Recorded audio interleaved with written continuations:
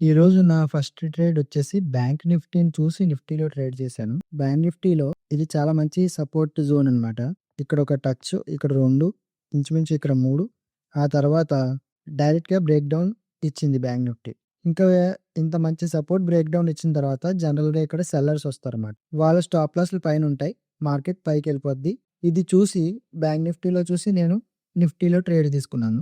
నిఫ్టీలో సేమ్ అదే టైంలో ఇక్కడ ఇది బ్రేక్ డౌన్ ఇచ్చింది. బ్రేక్ డౌన్ ఇచ్చినా కూడా మార్కెట్ 1 మినిట్‌లో ఒక ప్యాటర్న్ ఫార్మ్ చేసింది. 1 మినిట్‌లో చూస్తే మార్కెట్ డేలో బ్రేక్ డౌన్ ఇచ్చిన తర్వాత మళ్ళీ పైకెళ్ళి రీటెస్ట్ చేసుకొని పడిపోతున్నట్టుగా మార్కెట్ చూపించిందనమాట. దీనివల్ల ఇంకా సెల్లర్స్ వస్తారు. బ్యాంక్ నిఫ్టీలో కూడా సెల్లింగ్, తర్వాత నిఫ్టీలో కూడా సెల్లర్స్ వస్తారు కాబట్టి ఆపోజిట్ డైరెక్షన్‌లో స్టాప్ లాస్‌లు ఉంటాయి. మార్కెట్ పైకెళ్ళాలి అని చెప్పేసి నేనిక్కడ బై చేయడం జరిగింది. ఈ సెకండ్ రెడ్ క్యాండిల్ చూసి బై చేశాను. కాకపోతే మార్కెట్ కొంచెం కిందకొచ్చింది. నా స్టాప్ లాస్ అయితే హిట్ అవ్వలేదు. మరి నా స్టాప్ లాస్ ఎప్పుడు హిట్ అయిందంటే చాలా సేపు ఈరోజు మార్కెట్‌లో ట్రేడ్ ఉన్న తర్వాత మార్కెట్ నాకు చాలా మంచి ప్రాఫిట్ చూపించింది. ఆ తర్వాత ఈవెంచువల్లీ కరెక్ట్ అయిపోయింది కదా! ఇప్పుడు నా స్టాప్ లాస్ హిట్ అయింది. బట్ నా టార్గెట్ అయితే ఈ డే హై ఉంది కదా! ఈ డే హై బ్రేక్‌ఔట్ ఇస్తది అనుకున్నానన్నమాట. ఎందుకంటే ఇది కరెక్ట్‌గా 26,000 నుంచి రిజెక్ట్ అయిపోయింది.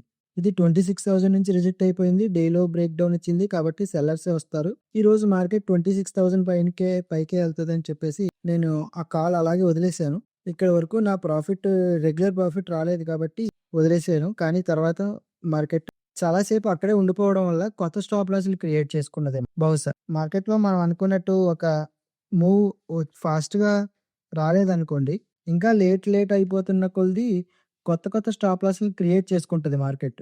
మనం ముందనుకున్న ఎంట్రీ యొక్క లాజిక్ ఇంకా లేట్ అయ్యే కొద్దీ మారిపోతదనమాట. నా సెకండ్ ట్రేడ్ వచ్చేసి ఈ ట్రెండ్ లైన్ సపోర్ట్ తీసుకుంది కదా మార్కెట్. సపోర్ట్ తీసుకున్న తర్వాత డైరెక్ట్‌గా బ్రేక్ డౌన్ ఇచ్చేసింది. బ్రేక్ డౌన్ ఇచ్చిన తర్వాత మళ్ళీ ఇది కూడా రీటెస్ట్. సేమ్ ఇది కూడా రీటెస్ట్ చేసి కిందకి చూపించిద్దనమాట. మళ్ళీ ఇది కూడా సేమ్ రీటెస్ట్ చేసి కిందకెళ్ళిపోతుంది. సో, దీన్ని నేను 5 మినిట్స్‌లో చూసి ఇలా రెడ్ క్యాండిల్ రాగానే నేనిక్కడ కాల్ తీసుకోవడం జరిగింది. కాకపోతే మళ్ళీ మార్కెట్ చాపీ అయిపోయింది. నాకు పూర్తిగా ప్రాఫిట్ ఇవ్వలేదు. ఇంకా ప్రాఫిట్‌లోనే ఎక్కడో అక్కడ ఎగ్జిట్ అయిపోవాలని చెప్పేసి ఎగ్జిట్ అయిపోయాను. చాలా లేట్ అయిపోయింది.